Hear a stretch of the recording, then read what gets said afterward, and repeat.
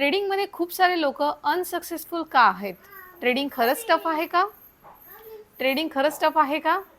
बघा, जे chart pattern तुम्ही शिकलेला आहात ते स्टॉक्समध्ये शोधणं खरंच डिफिकल्ट आहे का? एकदम इझी आहे. ठीक आहे, इझी आहे.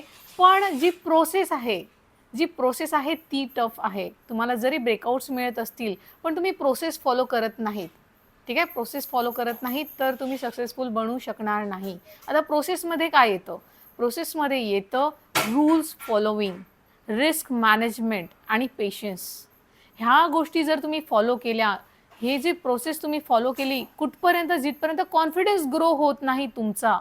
ठीक आहे, जिथपर्यंत तुमचा कॉन्फिडन्स ग्रो होत नाही तिथपर्यंत तुम्हाला ही प्रोसेस फॉलो करायची आहे. आणि एकदा प्रोसेस फॉलो करता आली, कॉन्फिडन्स गेन झाला, तुम्ही सक्सेसफुल ट्रेडर बनणार म्हणजे बनणार. थँक्यू.